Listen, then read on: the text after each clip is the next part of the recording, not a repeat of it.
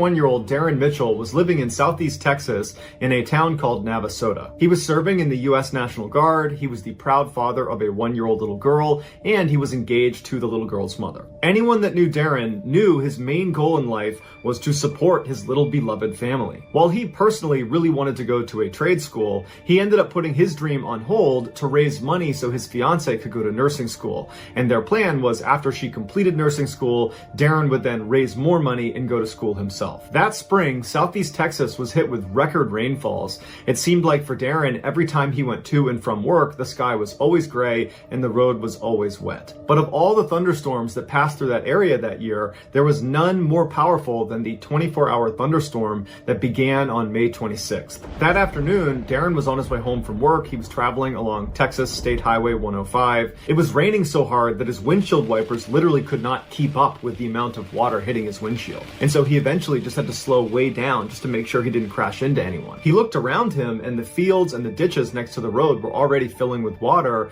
because the ground was already completely saturated from all the rainfall over the past couple of months. Before long, Darren found himself stopping right in the middle of the highway behind this huge row of traffic. Apparently there was some significant flooding up ahead on the road and people were hesitant to drive through it. And so after a while, when this huge row of traffic was just not moving and the rain was just continuing to pour down, Darren started to worry he might be in an emergency situation, that this could be a flash flood scenario. And so he called his brother and he told him that he was stuck on Highway 105 because there was flooding up ahead, there was flooding behind him, he couldn't really go anywhere. And so his brother asked him, what are you gonna do? And at some point Darren said, hey, I can actually get out my window, so I'm fine, I'll talk to you later. But after that, nobody heard from Darren. And later that afternoon, when Darren didn't make it home, his family got really concerned and they called the police. And so that night, a search was launched to find Darren, but there was no sign of him. But the next morning, they did discover Darren's blue pickup truck. It had flipped over. It was off the side of the highway near a river that had been created by the floodwaters. Darren was not inside of the vehicle, but 24 hours later, they did discover his body. He had drowned and he had drifted 1 mile downstream of his truck. The family was obviously devastated by this horrible loss, but they just could not reconcile how he had been on the phone with his brother saying that he was going to be just fine to just a couple days later being found dead. And it would turn out there was actually a witness that watched what happened to Darren. She had been caught up in this flash flood as well, except she was in a vehicle that did not get swept away. And so she was watching Darren as the floodwaters raged around his vehicle, and she said he climbed out of the window and he got into the bed of his pickup truck, and then from the bed he moved up to the roof of his truck, and at this point the waters began pulling his vehicle, and so his vehicle became unsteady, and from her perspective it seemed like Darren did not like his odds on the roof of his truck, and so he climbed back inside of his truck. And then just a couple of minutes later, his vehicle was dragged into a deeper section of the water and it flipped upside down and was pulled under, and Darren did not reemerge. With this information, Darren's family was able to figure out that when Darren climbed back into his truck right before it flipped over, he posted something to Facebook that now, looking back at it, is unbelievably haunting.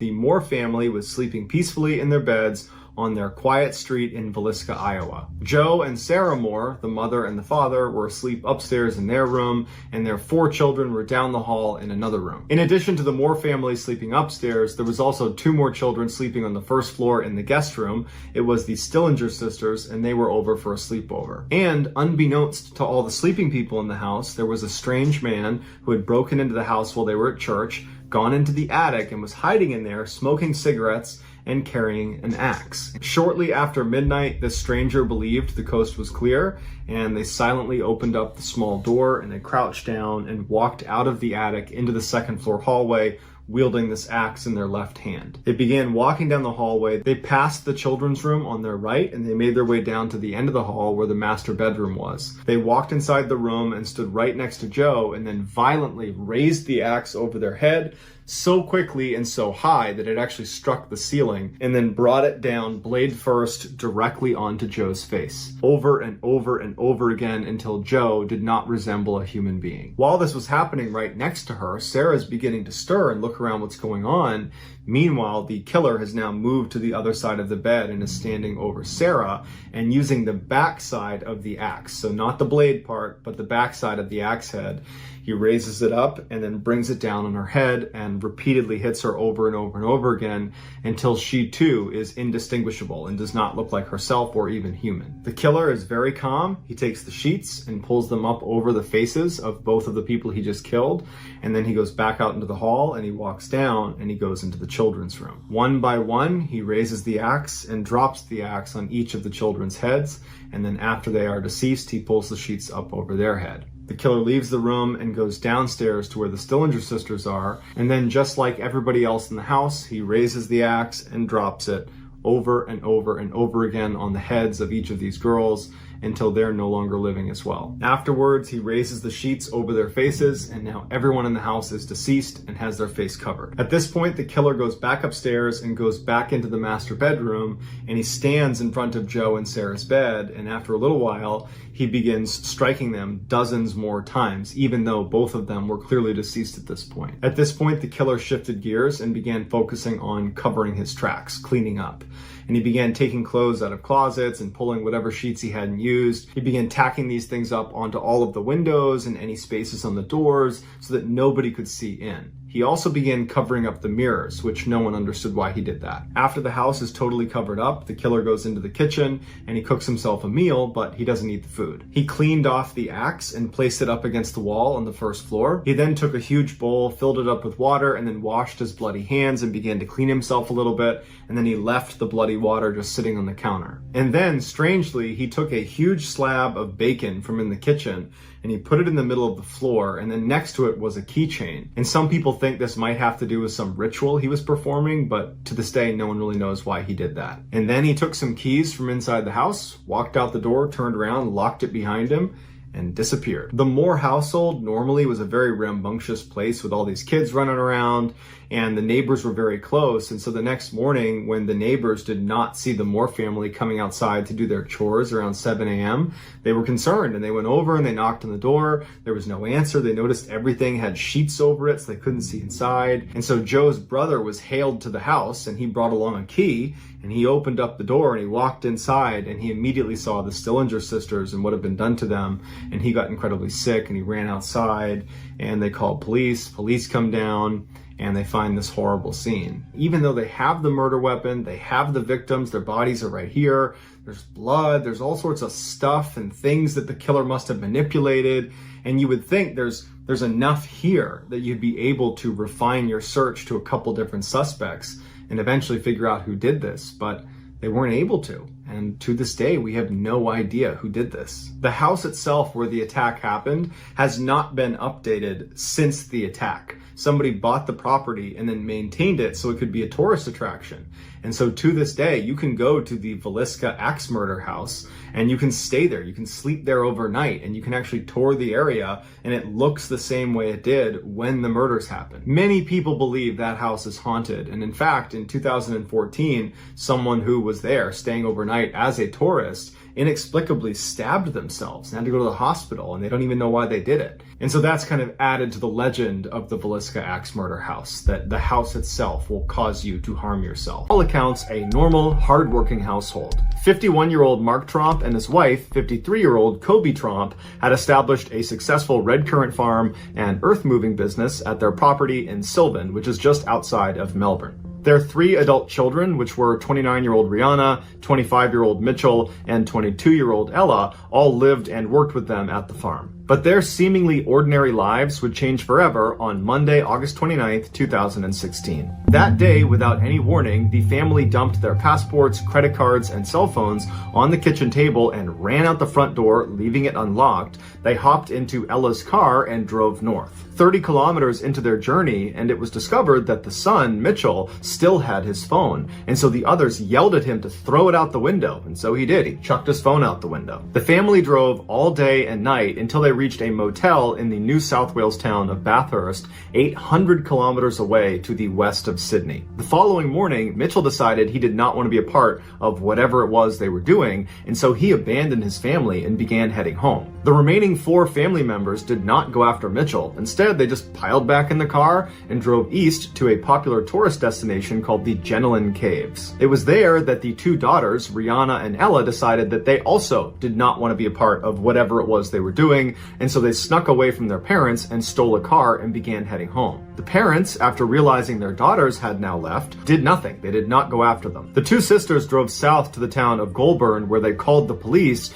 to report their parents missing. The story made its way into the media, where the family was initially ridiculed for getting lost in the first place and getting completely separated in an area they should know well. This is their country. It's not a remote area. They were near big established towns the entire time. It just didn't make sense. But when police went to the Trump family farm back in Sylvan and they discovered the front door was unlocked, there were credit cards, passports, and phones on the table, suddenly it seemed like there was a lot more to this case than met the eye. And so as this strangeness came into focus in the media, people stopped ridiculing the family and began speculating what caused them to suddenly flee their house. Was it something in the water they were drinking? Was there chemicals on the farm that was screwing up their brain? Were they running from someone? Were they in debt? What was it that caused this strange sudden departure? Back in Goulburn, after reporting their parents missing, Rihanna and Ella inexplicably separated at a gas station. Rihanna just climbed in the back of some utility truck, and Ella hopped in the stolen vehicle and started driving home. Later that night, Ella would become the first Trump family member to be located by police when she arrived at the farm and police were waiting for her there. Mitchell would arrive back home the following morning after taking a series of trains to get there. Once Mitchell and Ella were reunited, they made a statement to the media outside of the family farm, and as you're looking at them, it's clear they're totally shell-shocked. They don't know what's happened, and they're trying to articulate why their family left in the first place and what they were doing and where they're going, and the best they could do was to say, well, there was a lot of pressure on our family and it was building up, and these things are just difficult to explain, and I don't really know what we were doing. Mitchell would say that there was a belief that people were after them, there was some paranoia there, but that paranoia was predominantly held by their parents. While Mitchell and Ella were certainly in a state of shock, they did seem mentally stable. The same could not be said for their sister, Rihanna. She was discovered by the driver of the truck she had snuck into after he had driven over an hour away. He had pulled over to check on something. He had gone around the back and then had the life scared out of him when he saw Rihanna just sitting there in a what he called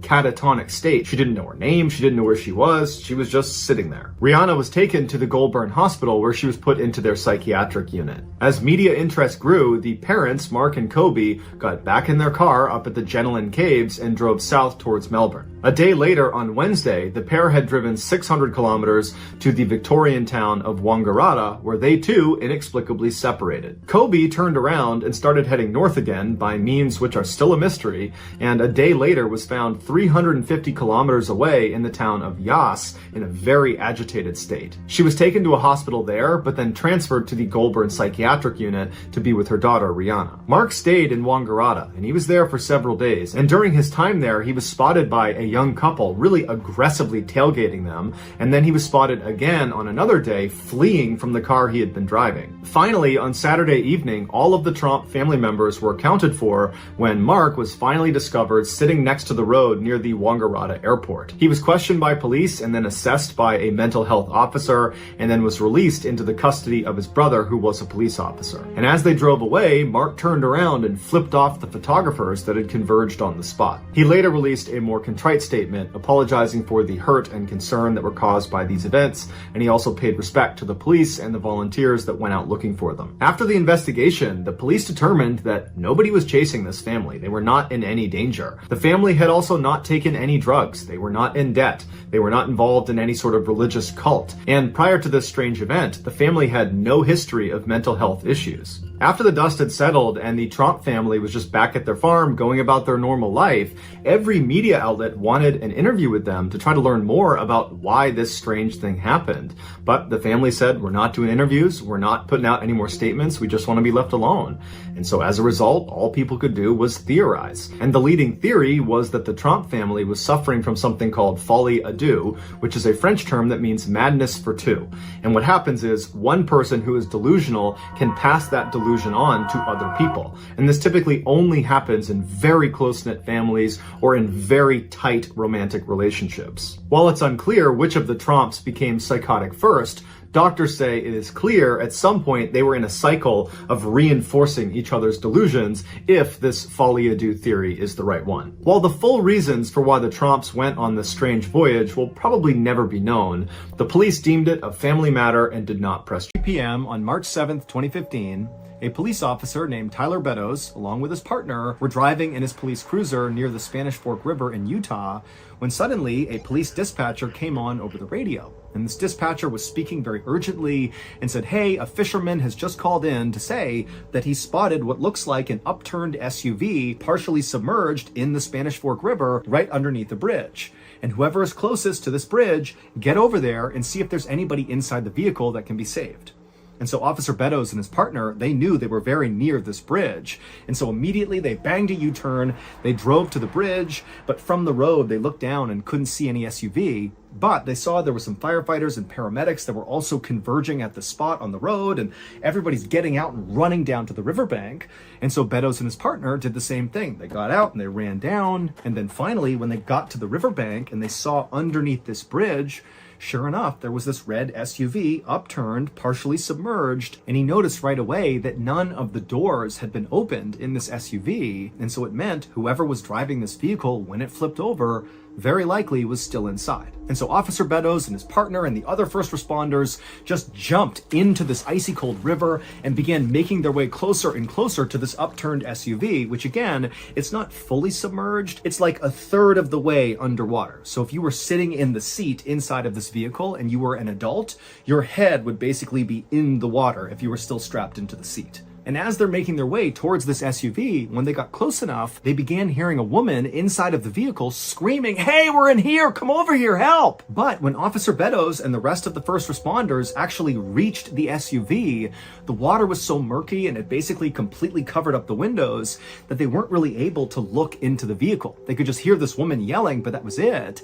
And then when they tried to open up the doors, they couldn't do it because the roof had begun to cave in, and so the actual framing of the door wouldn't open. And so all these first responders, it's like their adrenaline's pumping and they're like, "Come on, we got to push this thing up onto its side so we can get in." And so all these first responders are pushing and pushing, and slowly but surely they began to raise the side of this vehicle up until the windows suddenly were clear, and Officer Beddoes and the others were able to look into the car, and they saw there was a woman in the driver's seat and there was a baby in a car seat dangling upside down in the back seat, still strapped in. And so Beddoes began screaming, "There's a baby in here! There's a baby in here!" And suddenly it was like everybody got extra strength and they pushed this vehicle all the way up onto its side. And then one of the firefighters climbed up onto the side of the car, which now was the highest point of the car. And he reached in and he clipped these straps holding the baby who had been upside down, dangling there, cut the straps and pulled the baby out and handed the baby over to Officer Beddoes. And then the firefighter began doing the same thing to get the woman out. But Officer Beddoes at this point, he just took this baby, he turned away, he figured the first responders will handle this woman and he's going to take this baby to safety because he couldn't even tell if the baby was alive or not. And so he's cradling this baby, he's rushing back through the water, back to the riverbank, and then he hands the baby over to the paramedics. And right as he does, he sees this little baby begins to move its arms and flicker its eyes, and he wanted to weep out of relief that this child was okay. They put the baby onto a stretcher, they put the baby in the ambulance, and they whisked the baby away to the hospital where this baby would survive. But after the baby had been taken away, Officer Beddoes turned his attention back to the SUV and back to the woman to see how she was doing. But he could tell right away from the way people were acting, all the other first responders that were still dealing with the crisis in the water, the way they were acting indicated that something is off here. Well, it would turn out 14 hours earlier, so at around 10 p.m. the previous night, a 25-year-old woman named Jennifer Grossbeck had just left her father's house in Salem, Utah, and in her car was her little 18-month-old baby, Lily, who was in the back seat. And after Jennifer pulled away from her father's house and her father's on the porch waving to her, she began driving towards her home. But something happened around 10:30 p.m. that night. We don't know what, but something caused Jennifer to careen off the road on that bridge and flip over and land in the water. Maybe she fell asleep at the wheel or an animal jumped out, we don't know. But we know at 10:30, she careens off the bridge and she lands in that river. And then for 14 hours, she and her baby remained upside down in that river. Until finally, Officer Beddoes and the other first responders came rushing over to open it up and get them out of there. And if you recall, all the first responders, Officer Beddoes included, heard Jennifer screaming that they were in the car, come save us, please. But what they would find out is that could not have been Jennifer, because Jennifer was killed on impact when the car fell into the water.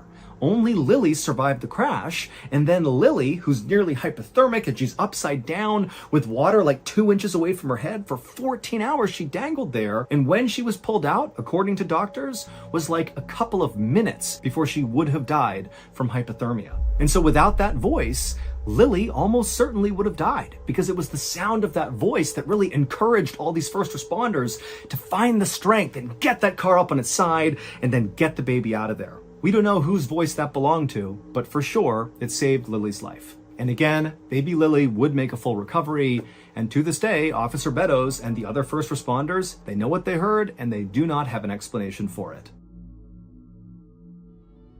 Aylward was a 14-year-old girl living near Bridgend, Wales. She was very close with her mother and her younger siblings. She was a model student, and she was well liked amongst her peers. That year, she began spending more and more time with a boy in her grade, 14-year-old Josh Davies, who, like her, was a model student and had many friends. In October of that year, Rebecca's mother asked her if Josh was her boyfriend, and she said yes. Even though she knew her daughter was a bit young to be in a serious relationship, she'd spent enough time around Josh to form a very high opinion of him. He was incredibly kind and generous and protective of Rebecca, and so she was happy for the two of them. In January of the following year, Josh was allowed to stay over for the weekend at Rebecca's house, and Rebecca's mother remembers the two of them having such a good time together, goofing around with Rebecca's younger siblings and painting each other's nails. When Josh left at the end of that weekend, he told Rebecca that it had been the best weekend of his life. After he left, Rebecca couldn't stop smiling. She was in love. But later that day, Rebecca received a very surprising text message from Josh. He told her he didn't want to be in a relationship with her anymore. Rebecca was crushed, and she tried to get an answer out of Josh as to why he wanted to break it off, but he didn't give her one, and instead he began spreading horrible rumors about her at school, and then he went around to all of her friends and told them what a horrible person she was. And so for the rest of that school year, that's how it went. Josh just continued to mercilessly bully Rebecca for no reason. And then behind closed doors, Josh would tell his friends that he not only hated Rebecca, that he wanted to kill Rebecca. But none of his friends took it seriously. In fact, one of his friends even told Josh that if he ever killed Rebecca, he would buy him breakfast. Fast forward to the end of 2010, when the next school year began, and Josh's behavior completely changed. Suddenly, he was being nice and caring to Rebecca and showing a genuine interest in her, and Rebecca, even though this guy had abused her for the past better part of a year, she secretly still loved him, and so before long, she allowed him back into her life. About a month later, on the evening of October 22nd, Josh sent Rebecca a Facebook message asking her if she would meet him the following day in the woods near their home. This was a popular hangout spot for teens, and so to Rebecca, this constituted a date. This would be the first official date since their breakup nearly a year ago, and so Rebecca was excited and told him, sure, I'd love to go. And so the next day, Rebecca got up early to put on her makeup and to get ready and get dressed, and then after she was all dolled up, she said bye to her mom and she headed out to meet up with Josh. Shortly after she left, Rebecca's mom got a bad feeling about this meetup, and so she called her daughter and said, hey, stay on the phone with me until you see Josh. And so the two of them chatted until Rebecca made her way to the edge of the woods, and then she says to her mom, oh, I can see Josh, he's walking towards me, everything is totally fine, I love you, and I'll see you later. After she hung up the phone, Joshua walked up to her, said hello, took her hand, and then walked her back into the woods. That morning, Josh had changed his profile picture on Facebook to be an image of the woods where they were having this meeting. And then also that morning, Josh had texted one of his friends and said, you'll be owing me that breakfast soon. And so Josh led Rebecca for quite a while deep into the woods until he came to a stop. And while they were stopped, Rebecca at some point turned to look at something, and with her back to Josh, Josh reached down, grabbed a very heavy rock, and proceeded to beat her to death. Afterwards, Josh called his friends to see what they were up to, and they asked him if he was still with Rebecca. And so Josh is standing over this poor girl's lifeless body, and he says to them, Define with. Later that day, Josh brought his best friend into the woods and showed him Rebecca's body. And then less than 24 hours later, that friend would tell police what Josh had done. During Josh's trial, he was completely unfazed, completely emotionless, and was seen smiling for much of it. He said he didn't kill Rebecca, and in fact, he tried to place the blame on his best friend, but the jury saw through it, they found him guilty, and he was ultimately sentenced to 14 years in prison. To this day, no one knows for sure why Josh killed Rebecca. The only concrete motive anybody can point to is that one of Josh's friends offered him breakfast if he went through with the killing. Here is a photo of Josh with Rebecca shortly before he killed her. 13th, 1974, 6 members of the DeFeo family were asleep in their home in Amityville, New York. The 7th member of the family, Ron, was sitting on his bed in the basement. At around 1 a.m., he gets up off his bed, he grabs a rifle, and he starts walking up the stairs. He goes across the first floor, goes up the second floor stairs, and he gets to the second floor landing, and he walks right into his parents' bedroom, which was totally dark besides this little candle that had been lit next to his father's bedside, and he raises his rifle and he puts 2 rounds into his father's back. And then as soon as his father is still, he aims at his mother and he shoots her 2 times. And then he puts the gun down and he walks out and he goes across the hall into his brother's room. He raises his rifle and he fires 1 shot into his 12-year-old brother Mark, and then he aims at his 9-year-old brother John and he fires 1 shot into him as well. Then he leaves their bedroom and he walks down the hall to another bedroom where he finds his 13-year-old sister Allison. He raises his rifle and he fires 1 shot. He leaves her room, he goes up the 3rd set of stairs up onto the 3rd floor, he finds his 18-year-old sister Dawn, and he fires 1 shot into her, and then he was done. Altogether, it took Ron about 15 minutes to massacre his family. At no point was he panicked or running around or acting crazy. He was just walking calmly room to room, taking very well-aimed shots to ensure they didn't get up again. He put the rifle down and he went outside and he jogged to a bar where he went inside and he put on this big facade that he had just found his family and they were hurt and could you come help him? And when they got to the house, he refused to go inside, but the people from the bar went inside and they discovered this horrible scene. And when the police show up, Ron goes over to them and he actually confesses and says, "I killed my family." Even though the DeFeo family had a reputation for being very dysfunctional, it was Ron who had the worst reputation. He was known around Amityville for heavy drug use, for being a total alcoholic, and for getting really aggressive and confrontational with people. He was just a guy no one wanted to be around. And so when news got out in Amityville that this horrible thing has happened, and it looks like Ron is the one who did it, no one was really that shocked. But when details of the crime scene, specifically the way the bodies were positioned, made people wonder, is there more to this case that we don't know about? All of the DeFeo family members had been found lying face down in their beds, and none of them showed any signs of putting up a struggle against their attacker, which led investigators initially to think that they must have been sedated, that Ron must have drugged them somehow before he carried out this attack. But when the toxicology reports came back, no one in the family had any substance in their system. At first, the police did not think that was a very big deal. They figured, you know what? The family just must not have heard the different gunshots. He wasn't shooting lots of rounds. It was, 1 single round here, 1 single round here, that perhaps they just didn't hear it, and that's why no one tried to escape. But it turns out the rifle Ron was using, the .35 caliber Marlin, is one of the loudest rifles you can own. And in fact, investigators went out and did a test with it, and they fired it indoors, and you could easily hear it a mile away. And so investigators said, well, then it looks like they must have heard these gunshots, but for some reason didn't get out of their beds. They didn't try to fight back in any way. They just kind of took it. And then you have the weirdness of Ron's confession. On the night of the attack, when Ron is sitting on his bed and he can't sleep and everybody else is asleep upstairs, he starts hearing a voice in his head that's saying, "Catch them, kill them." And he thinks he's just losing his mind. But then out of the shadows, straight across from him, from underneath the steps in the basement, this shadowy figure emerges and starts walking towards him, and he can see what looks like its mouth moving and saying the words, "Catch them, kill them." And and Ron's looking up at it as this figure walks all the way up to him and bends down and gets right next to his ear. And he says right into his ear, "Catch them, kill them." And then Ron said involuntarily he reached over to the rifle that was on the bed with him, and he stood up and he began walking towards the steps. And he knew what was going to happen. He was going to go kill his family, and he didn't want to do it. But he felt like he didn't have any more control over his body, and that's when he realized he was being possessed by this demon in the basement. While Ron's confession terrified everybody in Amityville, the idea that there was a demon living in the basement of this house that possessed someone to go kill their family, I mean, that terrified everybody. But it didn't hold up in court, and ultimately Ron was sent to jail for life. 1 year after the attacks, another family, the Lutz family, moved into the house in Amityville. But they left 28 days later because they were hearing voices coming from the basement. After hearing about the mass murder that occurred in the house, and now the Lutz family saying that there's something in the basement, world-renowned demonologists Ed and Lorraine Warren, they descend on the property, and very quickly Ed and Lorraine say, yes, this house is definitely haunted. And in fact, to this day, the Amityville house is considered one of the most haunted places in the entire world. But while Ed and Lorraine were there, they took a very famous picture. Lorraine was walking around the second floor near where the brothers' room was, and she was snapping pictures. And the only people in the house at the time these pictures were being taken were her and her husband, Ed.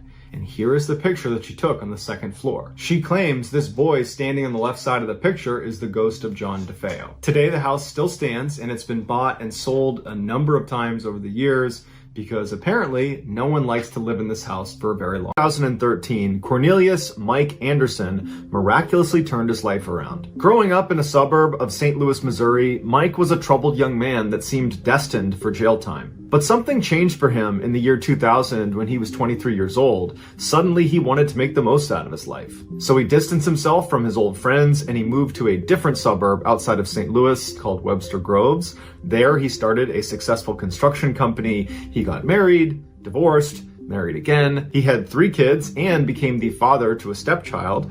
He was very active in his community, volunteering countless hours at his church, as well as becoming a youth football coach. Anyone that met Mike after the year 2000 only had wonderful things to say about him. But Mike had a big secret about his past that he was just hoping never saw the light of day. Back in 1999, when Mike was 23 years old, he robbed a Burger King outside of St. Louis at gunpoint. He was arrested in the year 2000, convicted of armed robbery, and sentenced to 13 years in prison. Shortly after his conviction, he was out on bail pending the outcome of his appeal. But when his appeal was denied in May of 2002, Mike was expecting to go back to jail. And so he asked his lawyer, what are the next steps? Because I'm out on bail. Do I go to the jail? Do they come to get me? And his lawyer said, oh no, they'll issue a warrant for your arrest. They will come to your house and they will take you to jail. So Mike got his affairs in order and he waited to go to jail. But no one ever showed up. And so days turned into weeks, turned into years, and no one ever took Mike to jail. Because it would turn out the state had made a clerical error, and they believed Mike was already behind bars when he was actually just at his home. And in July of 2013, at the end of his original 13-year sentence, they went to go release him from prison. That's when they realized he had never been incarcerated. So 8 U.S. Marshals immediately went to his house and they arrested him and they brought him to jail. And there was this huge public outcry that it was totally unjust that you're arresting him now because it's the state's fault that they did not bring him to jail. It's not Mike's fault. And Mike used that opportunity to become a totally changed man. And so after a number of appeals and this very public petition of people trying to get Mike out of jail, a judge finally took a closer look at Mike's case. And it would take this judge only 10 minutes to come to the conclusion that Mike was in fact a changed man and should not have to serve the rest of his sentence. And so although Mike was held for 9 months after being rearrested, he was released, and today he is 10th, 1954 in Puerto Rico, and she was brought to New York by her mother when she was about 5 years old. Edna's family had no money. Her mother, who supported her, was a clerical worker at the New York City Board of Education, where she would bring 2 boiled eggs to work every day so that she wouldn't have to pay for lunch. Edna's family lived in Lower Manhattan on Delancey Street, a neighborhood that was famous for waves of ethnic immigration. Edna had a tough childhood, but she would say she was loved and had enough. In 1987, Edna would meet her future husband, William. William had been visiting his brother at his brother's girlfriend's house in Upper Manhattan. When William walked into the kitchen, Edna was sitting there, and he was so struck with her beauty, he immediately left the room, found his brother, and said, "Who is that woman sitting in the kitchen?" And his brother would tell him that that was Edna. William went right back into the kitchen, and the two of them hit it off right away, and almost immediately they were dating. Every morning, William would leave his Brooklyn apartment and drive all the way to the north end of Manhattan.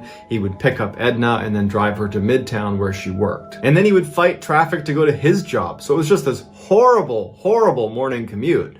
But he loved Edna so much, he had no problem in the world doing it. Any chance he got to be around Edna, he was happy. A couple of months after they met, Edna would move in with William in his apartment in Brooklyn, and then 2 years later they would get married. They discovered that Edna was not able to have kids of her own, and so they talked about adopting, and they were really excited about it, but they kept pushing it off for financial reasons. Like a lot of other couples in their neighborhood, they both had to work multiple jobs in order to make ends meet. Edna worked Monday through Friday as an administrative assistant for Marsh & McLennan, which was a large insurance broker located in the World Trade Center. William was a doorman in an apartment building on the swanky Upper East Side. Monday through Friday, after he was done working as a doorman at about 3 p.m., he would go to Harlem, where he and Edna owned a small flower shop, and he would work there until 8 p.m. at night. And then over the weekends, he and Edna would work at the flower shop. For fun, they liked to drive north to Bear Mountain State Park, where they would meet up with friends and relatives for barbecues and cookouts. And anytime they had a little bit of extra money, they loved going to Atlantic City and spending a little bit of cash on the slots and then taking advantage of the free food that came with gambling. But more than anything else, William and Edna got the most enjoyment out of each other. They were madly in love and inseparable for all 14 years they were together. That even on their worst days, when they came home and things just weren't right, they would always sit down together and they would eat their favorite ice cream and watch their favorite TV show together. On September 11th, 2001, William dropped Edna off at the World Trade Center where she worked. She made her way up to the 93rd floor of the North Tower where Marsh & McLennan was. She took her seat at her desk and began the day like any other day. At 8:46 a.m. that morning, a plane that had been hijacked by Al-Qaeda terrorists intentionally flew into the North Tower, crashing into floors 93 through 99. Everyone on board the plane and hundreds of people inside the towers where it was struck were killed instantly. Edna survived the initial crash, but she, like everybody else who was at floor 92 and up inside the North Tower on 9/11, were all trapped. Shortly after the crash, a cameraman on the ground was filming the impact site on the side of the World Trade Center, and they inadvertently captured Edna Centrone coming to the edge, clutching onto a metal girder, and she appears to be waving as if she's hoping someone is going to come up here and save her. But of course, there was no way to get to her, and she, like so many others that were trapped inside of the Twin Towers, had to make the terrible choice of waiting for the fire to consume me or jumping out this window. We don't know what her final choice was. However, we do know she was one of the 2,976 people who lost their life during that terrorist attack.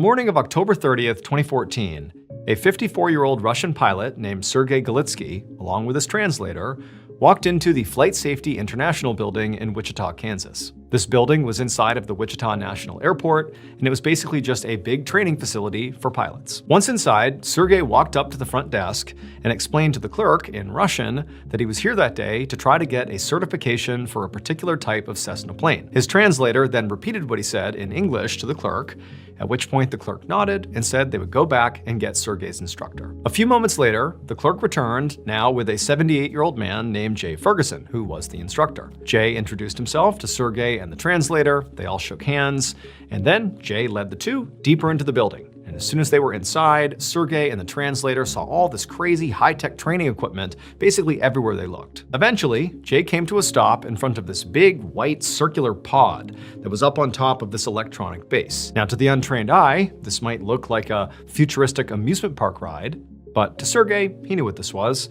This was a flight simulator. So Sergey had been a pilot for over 30 years. He had loads of experience flying. He had flown big commercial aircraft and helicopters. But today, he was learning how to fly a sort of mid-tier plane, this little Cessna plane. And before he'd be allowed, even with all this experience, to actually go out and fly this thing, he had to do a couple of simulated flights inside of the simulator to kind of run through the motions, get some experience before actually going out and doing it. And so Jay reached out and opened up the door to this pod and gestured for Sergey and the translator to go inside. And so they did. Sergey went in, and he saw right away that the inside was an exact replica of the inside of a Cessna, like down to every little detail. It looked exactly the same. Even out the windows, it appeared like they actually were situated on a real airport runway. And so Sergey sat down in the pilot's seat. Jay took a seat next to him, and the translator took a seat behind both of them. Once they were situated, Jay and Sergey went through the mandatory pre-flight safety checks, something you would do on any flight. You just make sure the plane is in good working order, that your communications are good. Same thing they would do for a real flight, they're doing for this simulator. And then once they were done, Jay pressed a button, which turned on the engine of this flight simulator. And it actually felt like it really turned on a real engine, like the pod began to rumble, like this was a real plane. Then, once Jay gave Sergey the green light, Sergey released the brakes, at which point it very much appeared like the plane began to roll forward. And as it did, Sergey grabbed the yoke, which is like the steering wheel, and he began to turn the plane, this simulated plane, towards the runway.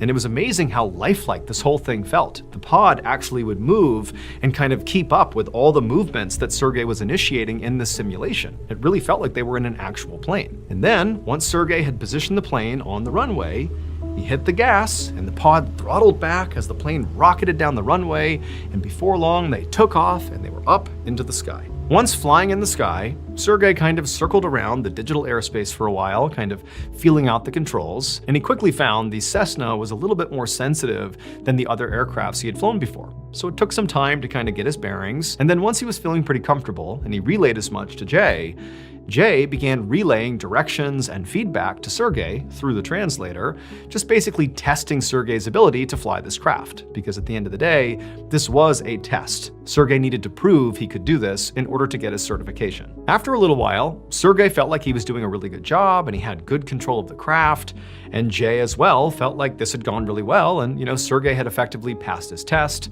and so a decision was made to go ahead and land this plane back on the runway. So Sergey circled around and he angled the plane right alongside the runway, and he came down and he was taking his time and everything was going exactly right, and then right as the wheels of this plane touched the runway, the instant that happened, there was this loud crashing sound, and then everything went black. At the same time this was happening, folks standing outside of the Flight Safety International building, they heard this loud crashing sound, and they looked in the direction, which is toward the Flight Safety building, and they saw there was this massive fire and black cloud of smoke coming up from the backside of the building. And so they called 911. And when first responders arrived on scene, they discovered evidence of a plane crash. It would turn out there was another pilot named Mark Goldstein who was flying that day out of Wichita National Airport. Except Mark was flying an actual plane. He was the only passenger inside of a 6-seat passenger plane. And pretty much as soon as he took off, he lost control and he crashed through the walls of the Flight Safety International building. Specifically, he struck the flight simulator where Jay, Sergey, and his translator were busy trying to land their digital flight. The plane crash, along with subsequent fiery explosion, claimed the lives of Mark, Jay, Sergey, and his translator. 90s, a man turns on his camera, flips on his light, and starts filming. As the viewer, all we can tell is that he's in this gray hallway. It's very unclear where he is. It does appear to be something that might be underground because everything seems to be concrete. As he's filming, he begins walking down this narrow corridor where there's nothing on the walls or on the ground or anywhere to give away where he is. And so for the first 40 seconds of him just walking down this kind of meandering hallway, it's very uneventful. Then at some point, he aims his camera at what looks like an arrow that's been spray painted on the wall. he looks down at the ground and there's another arrow. He starts to follow the arrows and he's filming each one as he comes across them, as he goes farther and farther off of the main hallway. And at some point the arrows bring him to this room, which at first you can't tell what it is. But then as the camera focuses, you see that there's this massive pile of human remains, skeletal remains. The guy filming does not seem alarmed by what he's seeing. In fact, it seems like he came here knowing he might come across this room full of human remains. After staring at this room for a few moments, he doesn't go in, but instead turns and continues following these arrows and strange markings on the wall and the ground as it brings him farther and farther down this other corridor to more rooms with more skeletal remains. And at some point, he comes to a full stop and he's looking at one of these rooms and something spooks him. It's unclear what it is, because to this point, he's been very nonchalant about this horrible thing he's looking at. It didn't seem to faze him at all, but something did spook him, because he's standing there and then all of a sudden he starts sprinting down the hall. Now, it's clear at this point in the video that he is alone down here, or at least he thinks he's alone down here. But he's running as if someone's chasing him. And he just takes off down this hall. The camera is now dropped to his side. He's not even trying to film what's in front of him.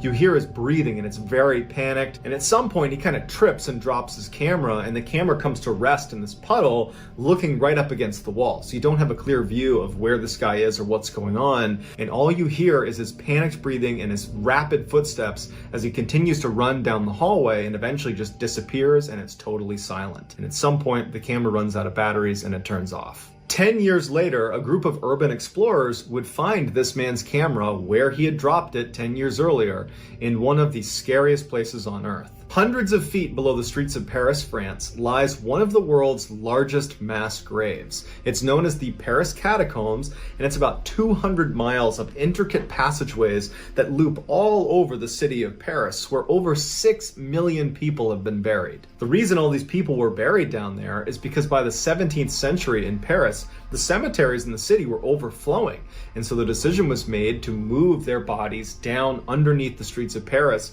into these tunnels that were built in the 13th century for mining but had not been used in hundreds of years. And so they began packing in all these people to the tune of 6 million bodies before they ultimately stopped doing that. Starting in the late 1800s, the catacombs became sort of a popular tourist destination, but only a tiny section of the catacombs was made open to the public, meaning there are literally hundreds of miles of passageways in the catacombs that are totally sealed off to the public. No one goes in there, even though many people believe in these forbidden sections of the catacombs, there are entrances to additional levels of the catacombs, that there could be as much as 400 miles of passageways in the catacombs just waiting to be explored, but no one's allowed to go in there, at least not legally. There's an entire community of people that are sneaking into the forbidden section of the catacombs by going through sewer drains and getting onto train tracks and sneaking into these little cracks in the side of the walls. I mean, it's incredibly dangerous. It involves wriggling your way into these 13th century tunnels that are unmapped, pitch black, and no one knows you're there. Not to mention, you're surrounded by literally millions of dead people. Once people started figuring out how to sneak into the forbidden section of the catacombs, there's been countless stories of these urban explorers sneaking in, getting lost, and never coming out again. Which is exactly what we think happened to the guy with the camera who saw the arrows and then ran away. His camera was located miles and miles into one of those forbidden sections.